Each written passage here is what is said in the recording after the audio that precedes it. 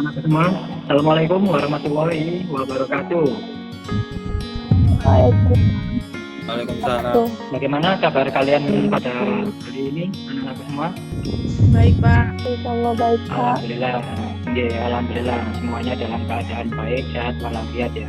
Sebelum kita mengawali pembelajaran pada pagi hari ini, alangkah baiknya kita berdoa menurut agama dan keyakinan kita masing-masing.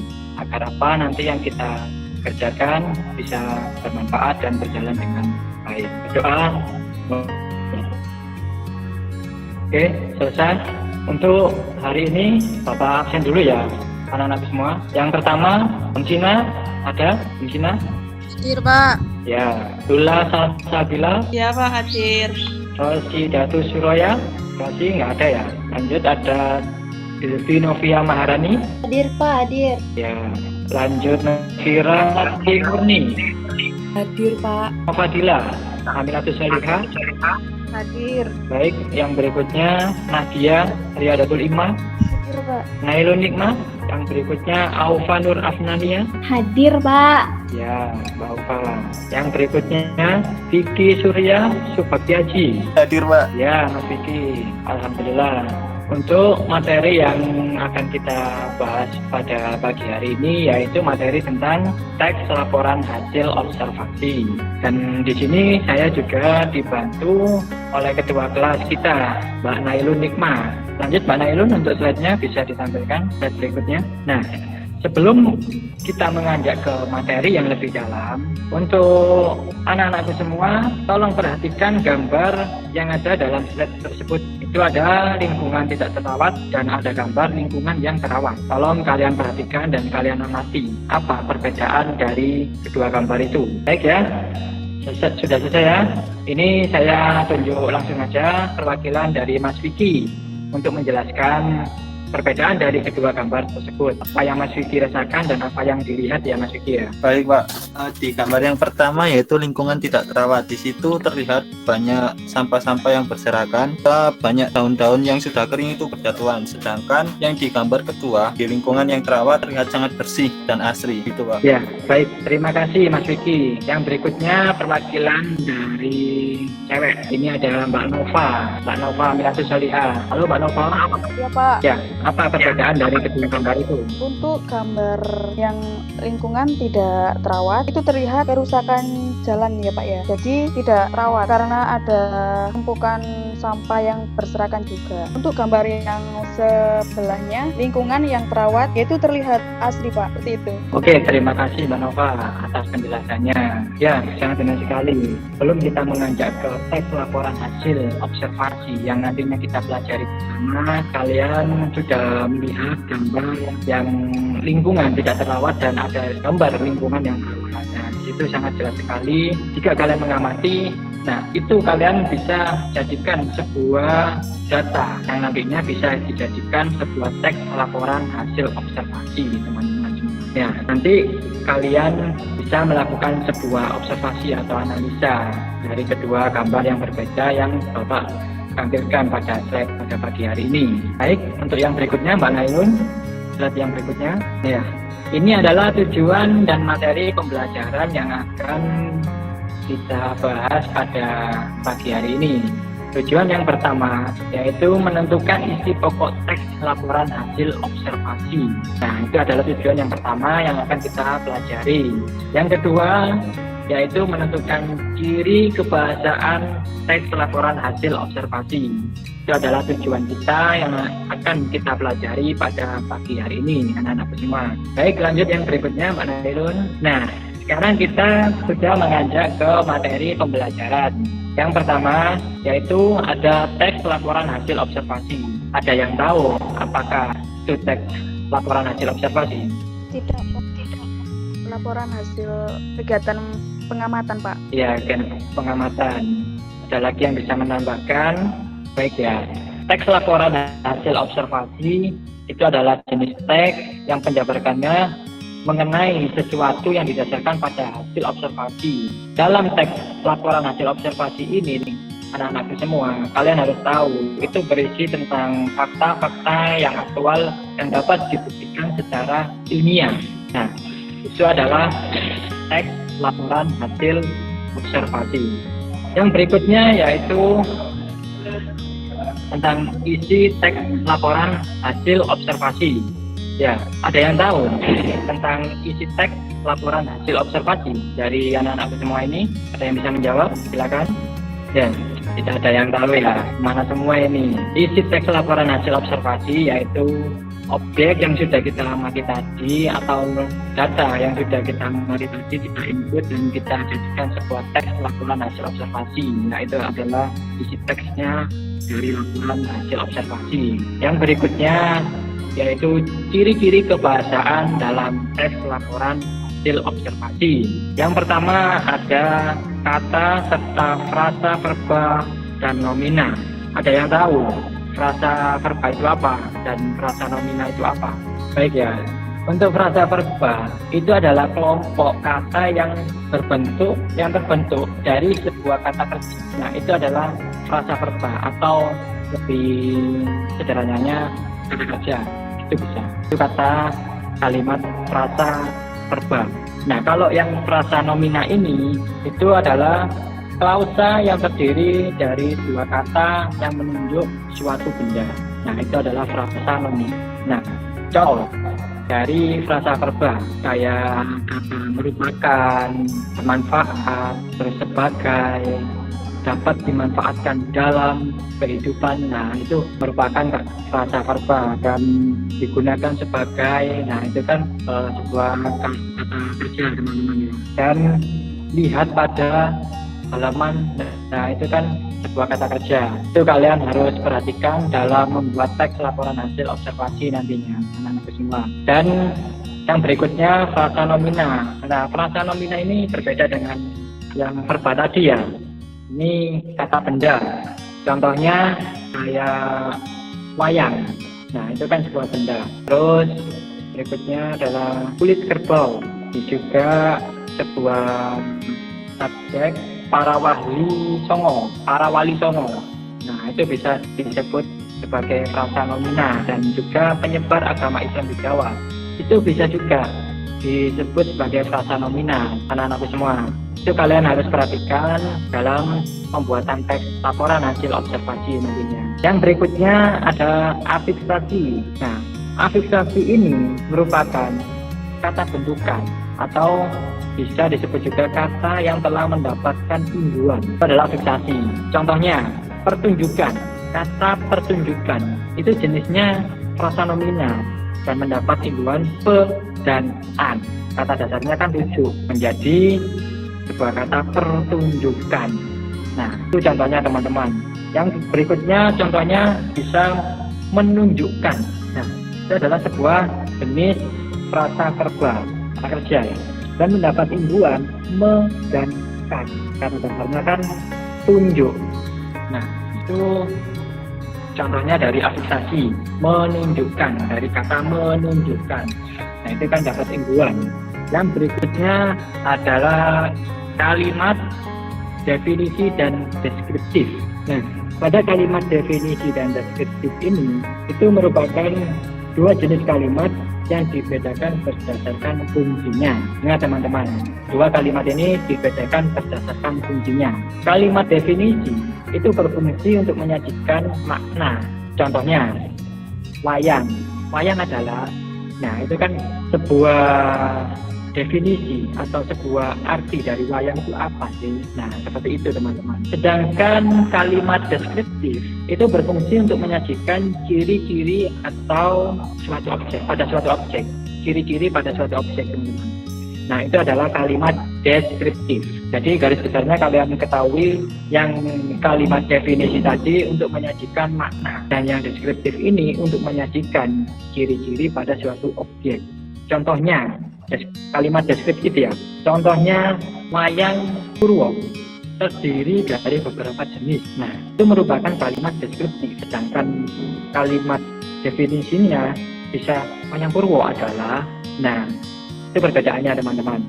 Anak-anak semua, untuk yang berikutnya ada kalimat simpleks dan kompleks. Nah, kalimat simpleks itu adalah kalimat yang hanya memiliki satu klausa saja. atau satu kalimat saja. Sedangkan kalimat kompleks itu kalimat yang memiliki lebih dari satu klausa. Contoh, pada kalimat simplex, para wali songo penyebar agama Islam di Jawa sudah membagi wayang menjadi 3. Nah, itu adalah kalimat simplex. Yang menjadi subjek pada kalimat tersebut itu adalah para wali songo penyebar agama Islam di Jawa. Itu adalah subjek dalam kalimat tersebut. Dan yang menjadi predikatnya sudah membagi dan keterangannya menjadi 3. Nah, itu adalah kalimat simplex. Contoh lagi ya, wayang golek berasal dari Sunda. Nah, itu adalah kalimat simplex. Subjeknya wayang golek, predikatnya berasal dari dan keterangan tempatnya Sunda dan terletak di Jawa Barat. Itu kalimat simplex. Kalimat kompleks itu yang seperti apa sih, Pak? Ini adalah kalimat kompleks, teman-teman ya. Contoh dari kalimat kompleks itu seperti ini. Wayang orang dikenal di suku Banjar adalah wayang gum. Sedangkan yang dikenal di suku Jawa adalah wayang topeng. Nah, bagaimana strukturnya? Yang menjadi subjek di kalimat ini yaitu wayang orang dan predikatnya yang dikenal. Keterangan tempatnya di suku Banjar, dan yang menjadi objek dalam kalimat ini adalah wayang gum dalam kalimat yang tadi, dan yang menjadi konjungsi intra kalimat itu sedangkan. Yang menjadi predikatnya yang dikenal dan menjadi keterangan tempat itu di suku Jawa, dan juga ada salah satu objek dalam kalimat tersebut yaitu wayang topeng. Nah, itu adalah contoh kalimat kompleks, teman-teman. Baik, yang selanjutnya yaitu ini adalah contoh teks wayang. Untuk slide selanjutnya juga penjelasan tentang wayang ya. Nah, ini adalah penjelasan tentang wayang, tidak bisa dibacakan anak-anakku semua. Kalian sudah memahami dari teks, contoh teks laporan hasil observasi tadi bagaimana penjabaran tentang wayang yang ada di Nusantara. Itu adalah laporan hasil observasi. Dari beberapa materi tadi ada yang ditanyakan atau yang belum mengerti dari anak-anak semua. Silakan yang mau bertanya atau yang belum mengerti dengan materi yang mana, silakan. Baik ya, saya kira untuk anak-anakku semua ini sudah mengerti dari materi yang Bapak jelaskan tadi, mulai dari awal sampai dengan saat ini. Nah, untuk pemanasan pada pagi hari ini, anak-anakku semua bisa mengerjakan soal teks laporan hasil observasi dengan secara individu ya, bukan kelompok ya, dikerjakan secara individu masing-masing orang. Ada 4 soal teks laporan hasil observasi yang sudah Bapak siapkan. Ini yang pertama, dan yang kedua Mbak Nailun bisa ditampilkan contoh soalnya. Ini soal yang kedua, yang ketiga Mbak Nailun silakan. Yang keempat, baik kita bahas soal yang nomor 1, bisa ditampilkan dulu Mbak Nailun. Oke, silakan kalian kerjakan soal yang nomor 1 ini. Saya beri waktu 10 menit dari sekarang. Silakan dikerjakan. Oke, cukup waktunya ya. Ini cuma 1 soal. Siapa yang bisa menjawab soal nomor 1, Bapak beri poin. Saya, Pak. Ya, silakan Mas Vicky. Kalimat utama paragraf tersebut adalah di C, nomor 3. Benar Mas Vicky ya. Kalimat utama paragraf tersebut terletak pada nomor 3. Orang Banyuwangi sangat terbuka menerima budaya luar untuk diolah menjadi budaya Banyuwangi. Ya, itu adalah kalimat utama paragraf yang ada pada paragraf tersebut ya, anak-anakku semua. Jadi kalian harus ketahui paragraf atau kalimat utama itu adalah sebuah kalimat yang di dalamnya terdapat gagasan utama, gagasan pokok, ide pokok, pikiran pokok, ataupun ide utama pada suatu paragraf. Nah, itu adalah pengertian dari paragraf atau kalimat utama. Ini nanti kalian temui di soal-soal ujian ataupun di beberapa LKS atau buku paket yang sudah kalian terima. Yang berikutnya Mbak Nailun, silakan untuk soal yang nomor 2. Oke, soal yang nomor 2 ini saya beri waktu 5 menit saja ya. Sudah cukup, soalnya cuma soal nomor 2 aja. Silakan dikerjakan untuk melatih pemanasan. Baik, saya kira sudah cukup ya untuk mengerjakan. Siapa dari kalian yang bisa menjawab soal nomor 2 ini? Silakan, saya beri nilai lagi jika ada yang bisa menjawab. Saya Pak, Ya, silakan Mas Vicky. Semangat sekali Mas Vicky ini. kata tidak baku dalam paragraf tersebut terdapat pada kalimat bernomor 5. Ya, sangat tepat sekali Mas Vicky. Jawabannya E pada kalimat nomor 5. Itu adalah sebuah kata tidak baku dalam paragraf tersebut karena tidak menjelaskan secara detail ya, cuma menjelaskan meskipun bilangan itu cukup besar, keadaan itu belum sampai membuat kita sesak napas. Sedangkan yang kalimat lain menjelaskan secara detail apa sih. Nah, perlu kalian ketahui kata tidak baku itu merupakan kebalikan dari kata baku yang penggunaannya tidak sesuai aturan atau kaidah berbahasa Indonesia yang sudah ditentukan sebelumnya. Itu adalah kata tidak baku. Nah, itu semua perlu kalian ketahui. Nah, ini juga keluar nanti pada soal ujian. Kalian harus pahami betul-betul ya. Untuk soal yang berikutnya Mbak Nailun, silakan. Soal nomor 3, silakan dikerjakan dalam waktu 5 menit mulai dari sekarang. Silakan, nanti pemanasan. Itu sudah selesai. Untuk mengerjakannya, siapa dari kalian anak-anakku semua yang bisa menjelaskan atau yang bisa menjawab soal nomor 3 ini? Saya, Pak. Silakan. Ya, silakan Mbak Nadia.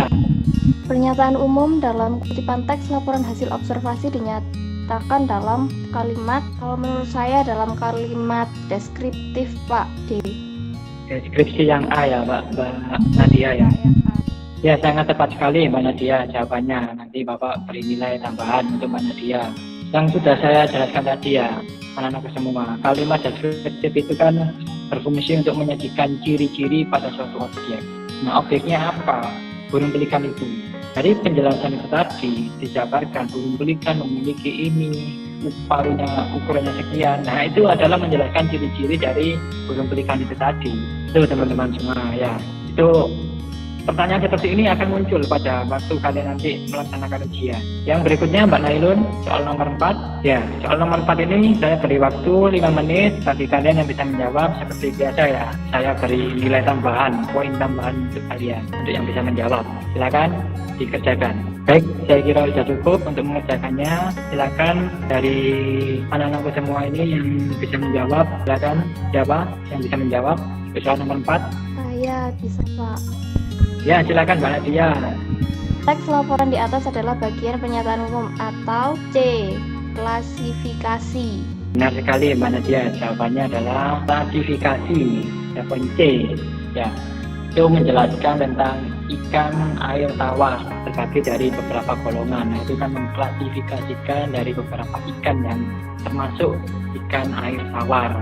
Nah, terima kasih untuk anak-anakku semua yang sudah menjawab empat pertanyaan tadi yang sudah gunanya untuk mengasah kemanasan kalian untuk mengerjakan soal-soal tentang teks laporan hasil observasi yang kita pelajari pada pagi hari ini. Baik, untuk nanti poinnya saya berikan pada waktu penilaian ya Mbak Nadia, Mas Vicky, terima kasih banyak. Untuk slide berikutnya Mbak Nailun, silakan. Nah, teks yang berikutnya ini adalah mengulang kembali materi sebelumnya. Maksudnya begini, jika kita di sini berdiskusi yang simpleks dan kalimat kompleks. Nah, itu tadi materi yang kita pelajari ya. Ada pertanyaan dari sejauh ini dari anak-anakku semua yang belum mengerti, silakan, gratis tidak membayar. Baik ya, sudah cukup dan mengerti semua sepertinya ini. Sangat hebat-hebat para murid-murid Bapak ini. Nah, yang perlu kalian ketahui dan garis bawahi, teks laporan hasil observasi itu didasarkan pada hasil observasi. Teks yang penjabarannya itu, isi penjabarannya itu secara umum didasarkan pada hasil observasi, pada pengamatan.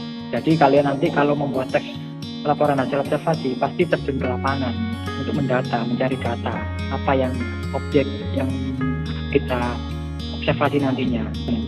Yang berikutnya adalah frasa, verba, dan nomina. Yang perlu kalian harus garis besar itu adalah frasa verba, itu adalah kelompok kata yang terdiri dari kata kerja, dan frasa nomina itu kata yang berasal dari kata benda. Itu perbedaannya, yang frasa kata kerja, yang nomina kata benda. Itu harus kalian jadikan garis besar. Dan yang afiksasi ini itu kata yang terbentuk karena imbuhan. Seperti tadi contohnya pertunjukan, nah itu ada imbuhannya pe dan an, berasal dari kata dasarnya tunjuk. Nah itu kalian harus mengerti dan pahami anak-anakku semua ya. Dan yang berikutnya adalah kalimat definisi dan deskriptif. Itu kalian tadi sudah mengerjakan soal dari Mas Vicky dan Mbak Nadia tadi, sudah benar sekali, sudah mengetahui dari penjelasan yang Bapak jelaskan ini ya.